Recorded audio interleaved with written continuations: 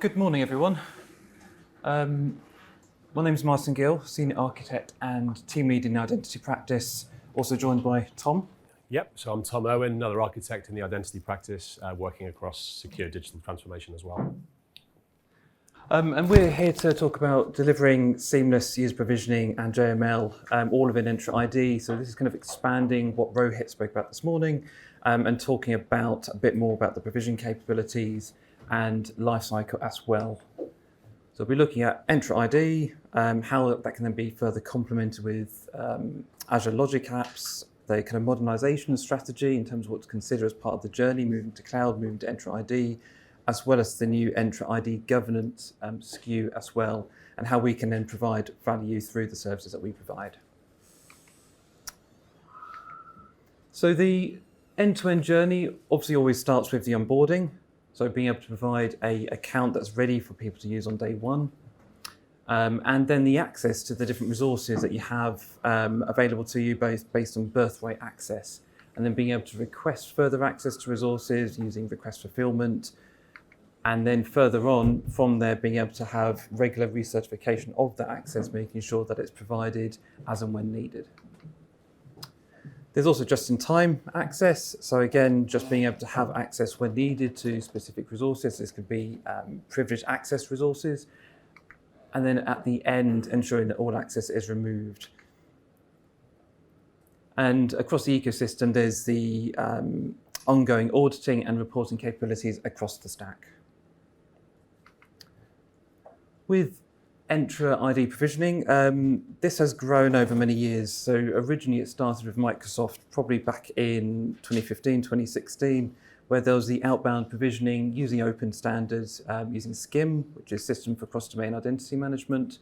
And that worked really well for many third-party or SaaS-based apps.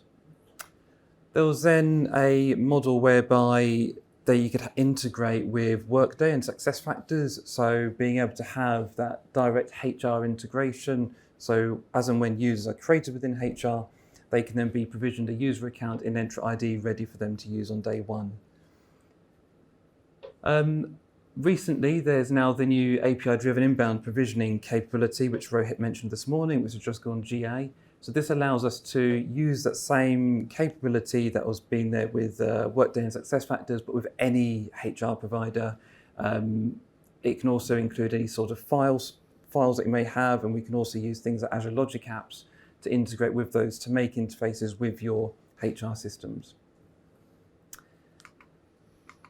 There's also many on-prem app integration options as well. So if you have on-prem directories or applications you want to have user accounts created in, you can do this with SQL, you can do this with LDAP, web services, PowerShell. If you're a FIM or a MIM user today, you can take the ECMA connectors that you have and you can move those from your MIM solution into the Entra ID solution by using the agents available. There's also the new Entra Cloud Sync. So this is kind of a cloud-first model to replace what Azure AD Connect provides today. And again, using SCIM, this can also provide the ability to have a cloud-first model for your groups, to provision groups on-prem to use with Active Directory. And this will expand over time as well as more of the on-prem capabilities move to the cloud.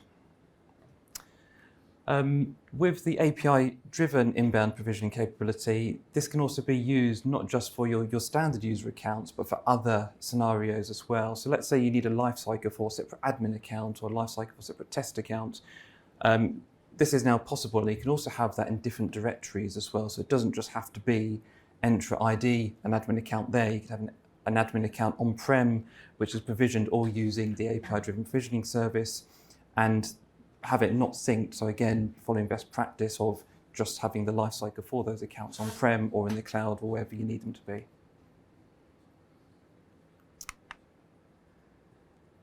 To go after the provisioning service, you then got entitlement management. So this is the modern way of providing access to your different resources, whether that be teams or groups or apps or SharePoint sites, and there will be more in the future. And one of the biggest benefits of this model is also separation of duty controls as well. So let's say you've got a project, which provides different access to different resources, but you want to ensure that if you're on project X, you can't be in project Y and vice versa. You can put these controls in place to make sure that you're being compliant.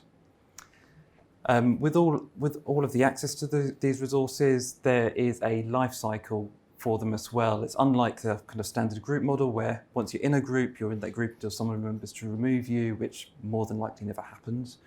But with a access package, you're in it for a given period of time, 3 months, a year, however it needs to be, and then you're automatically removed, or you can request to extend access as well if you want to. You also have dynamic entitlement. So this is the kind of attribute-based access. So let's say you're in the finance department, you can see the finance access packages, or if you're in the IT department and so on and so forth, you can do it based on line management. So again, enabling people to go into a portal, see what they're entitled to request access to, and then can go through an approval process to go with that as well. Entitlement management is also the way to provide a life cycle for your guest users, and this is kind of what the picture on the left is depicting. So for a guest user to then be managed to have a life cycle so they can be automatically removed or no longer needed, bring them through the My Access experience, get them to fill in the request, have the approval processes take place, and then when they're no longer in an access package, they can be automatically removed from the system.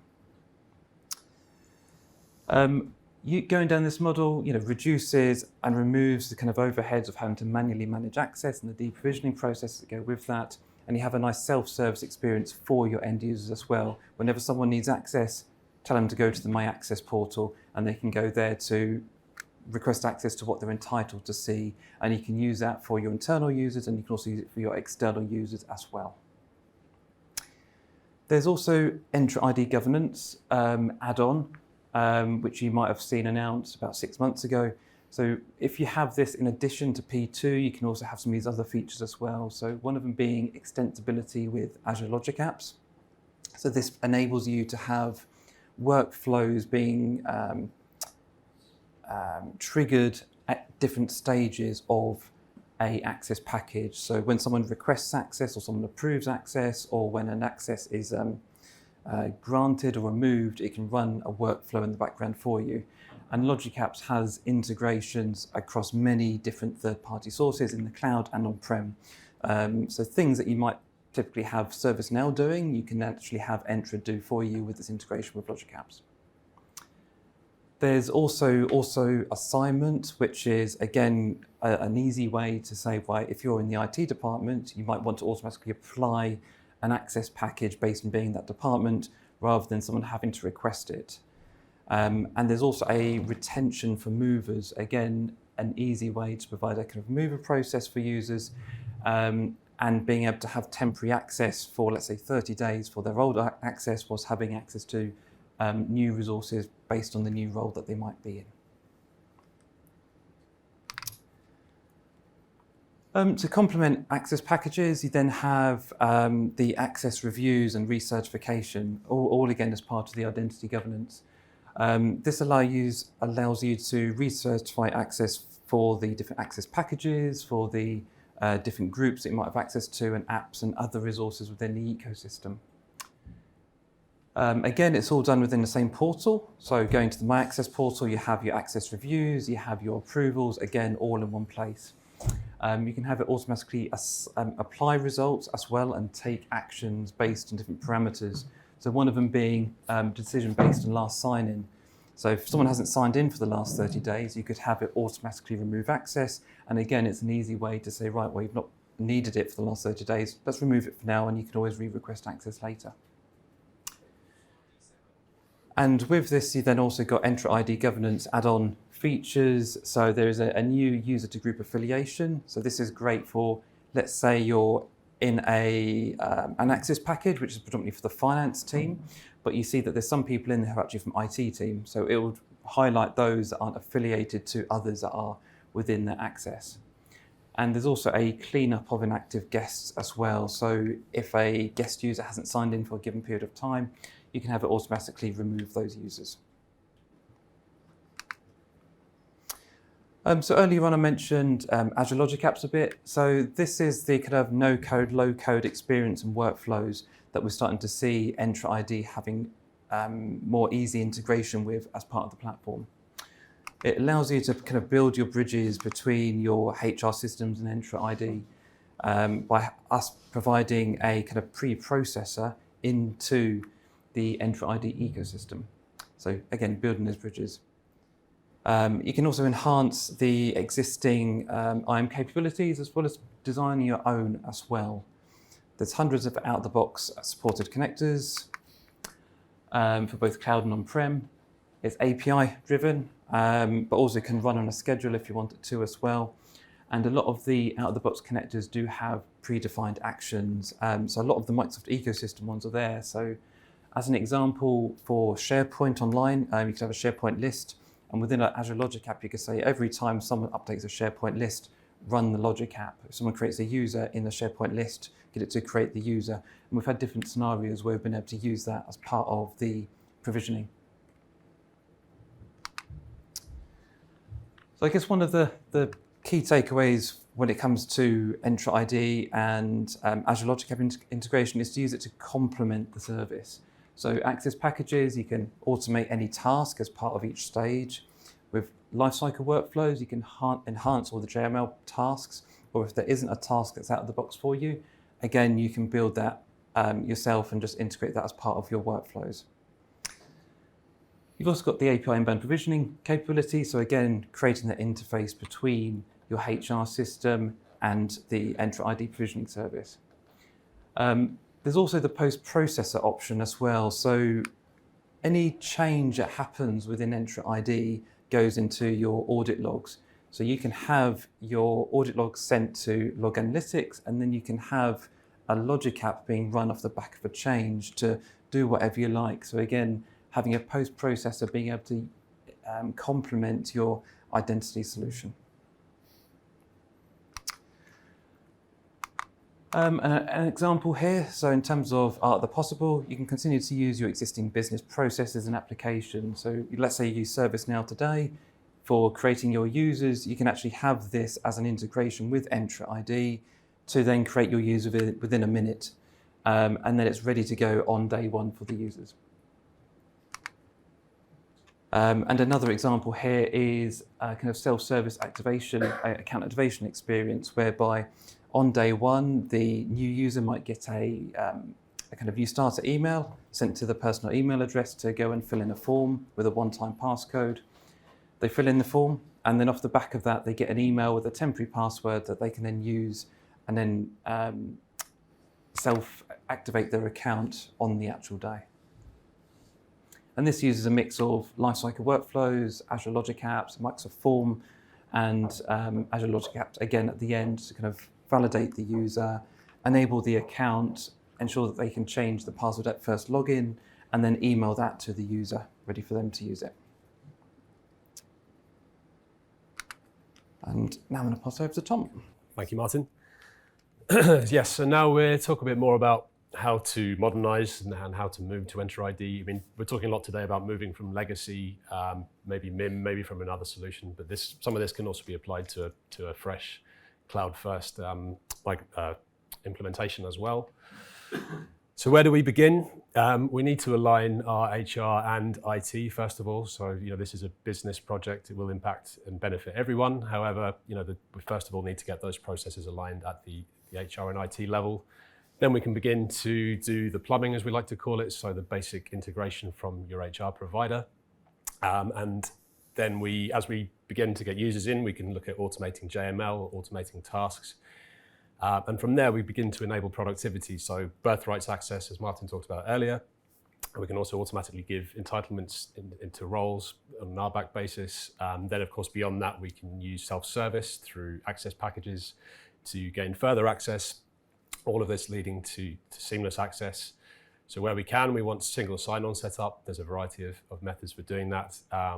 Could be cloud, could be on-prem, including automated provisioning as well, as Martyn was talking about. So all of this could be automated either at birthright or through the self-service process. And we're using open standards here as well.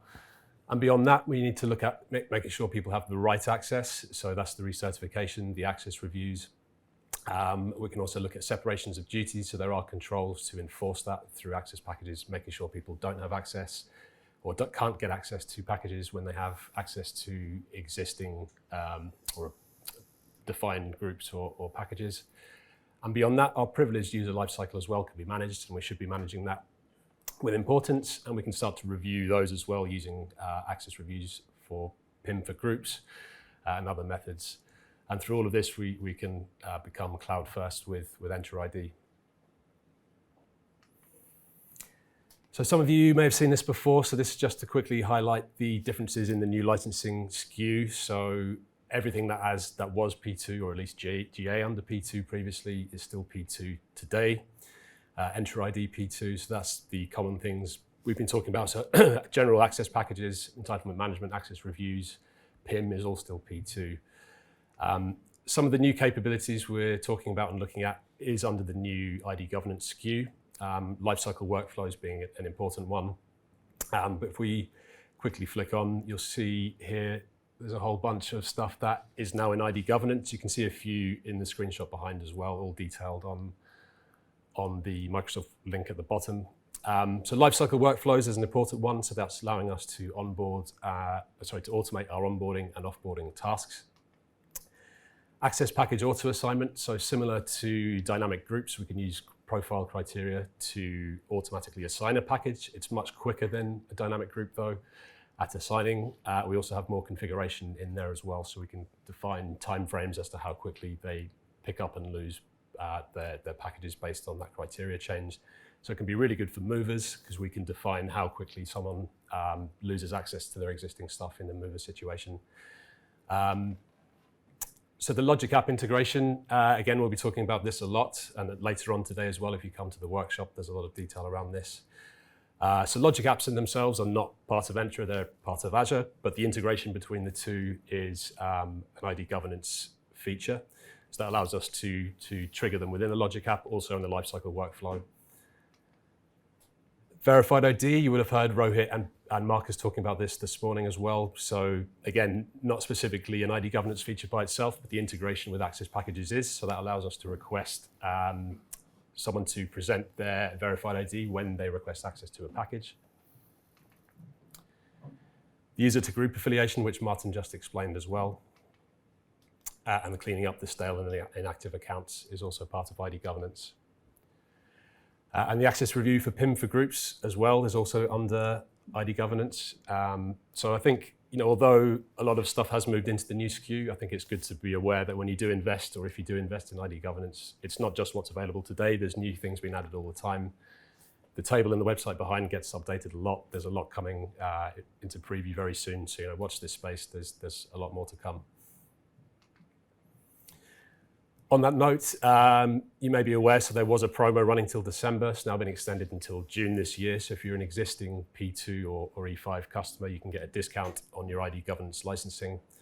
And there's also new licensing about to be announced in spring sometime for guests. So it should be much cheaper to license your guests for ID governance. Currently it's free, like external ID, but there will be a small charge, 75 cents they're estimating at the moment.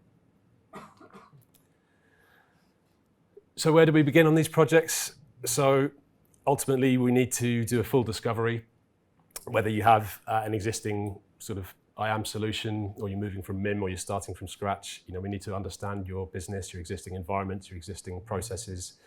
We can talk about the art of the possible, maybe translate some of those processes into the modern world, or perhaps remove them because they're antiquated. It doesn't make sense. Certainly in the case of manual tasks, it can be good to look at removing them or automating them in a better way.